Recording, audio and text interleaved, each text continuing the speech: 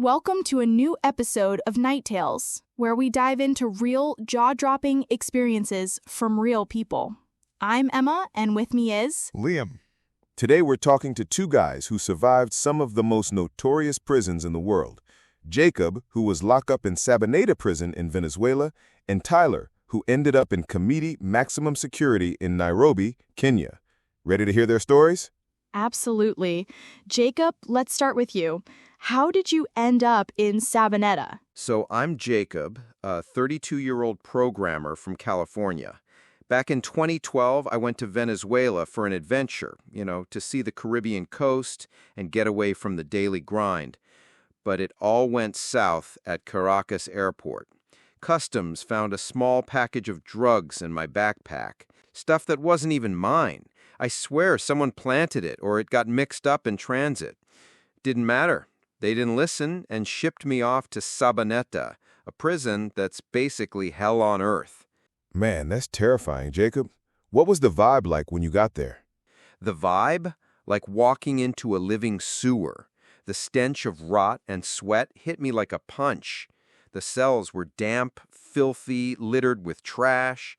There was this rusty bucket in the corner for 20 guys to use as a toilet. The walls were stained with God knows what, and rats scurried around like they owned the place. The prison was built for 800, but had 3,700 inmates, only 8 guards for the whole place. A gang leader named Mocho Edwin ran everything, like some kind of king of hell. That's horrific. Liam, this is a textbook example of a prison where the system's completely collapsed. When guards lose control, the strongest inmates take over, and you get this brutal hierarchy. Psychologically, it's survival of the fittest. People either cower or dominate to survive. Spot on, Emma. In places like that, survival instincts kick in hard. Jacob, how did you cope in that kind of environment? Honestly, I just tried to stay invisible. But about a week in, Macho Edwin's guys came for me. They thought American must be rich. They demanded I pay up or I'd have an accident. I had nothing but a watch, which they took. That same night, I saw them beat another guy over a small debt with a metal pipe. The sound of his bones cracking still haunts me. God, that's a nightmare. Tyler, your turn. How did you end up in Kamiti? I'm Tyler, 35, a software engineer from Seattle. In 2019, I was in Nairobi for a work project. One night, I was at a crowded bar downtown when a huge fight broke out. I was just trying to get out, but someone shoved me and I took a hard punch to the face.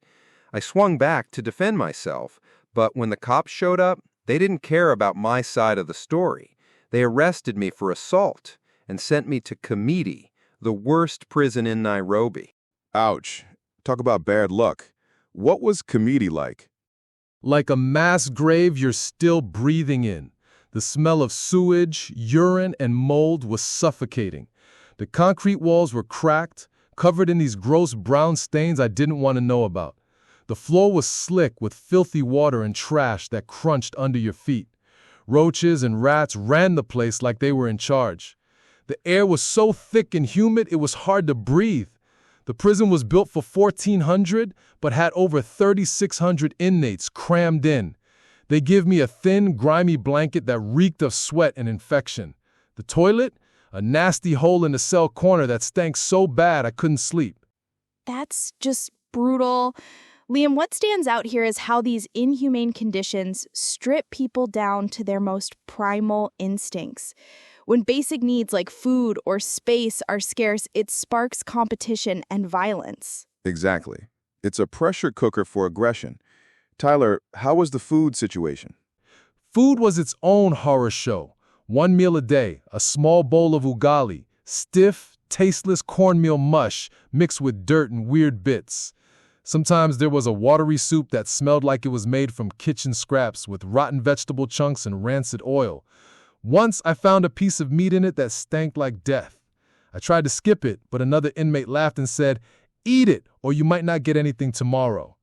The water was this cloudy yellow stuff in dirty plastic cups. One time there was a dead roach floating in mine. I had to strain it with my sleeve and drink with my eyes closed. That reminds me of Sabaneta's food, a scoop of moldy rice and beans if you were lucky enough to keep your plate from being stolen. The water was filthy, and you had to beg for a sip. This really shows how a lack of basic resources like food and clean water can push people to the edge. Jacob, what was your worst moment?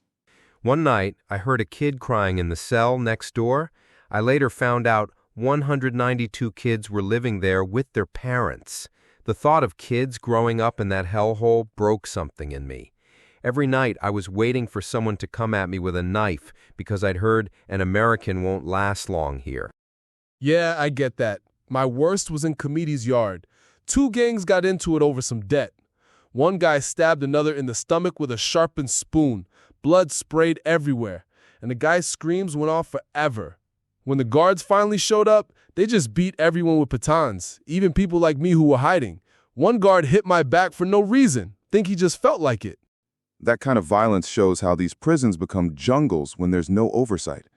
Psychologically, this kind of constant threat creates severe PTSD. Jacob, Tyler, how did you get back to normal life after this? After 4 months, the embassy and a lawyer my family hired got me out by proving the drugs weren't mine, but I still wake up from nightmares of those cells and screams. Yeah, I get that. I was in Kamiti for 5 months. The embassy and a lawyer finally cleared me, showing I was just defending myself in that fight. But the smell of those cells and the sound of kids crying still stick with me. I'm so moved by your stories. They show how prisons like Sabaneta and Kamiti don't just break bodies, they shatter souls. Liam, why do you think these places get so out of control? It's a mix of underfunding, corruption, and overcrowding. When a prison's built for 1,400 but holds 3,600, or like Sabaneta with 8 guards for 3,700 inmates, it's impossible to manage. That's when inmate gangs take over. Absolutely. It's a vicious cycle of violence. Jacob, Tyler, thank you for sharing your stories with us. Listeners, if these stories shook you, share your thoughts with us on social media. Until next time, stay safe. See you next time.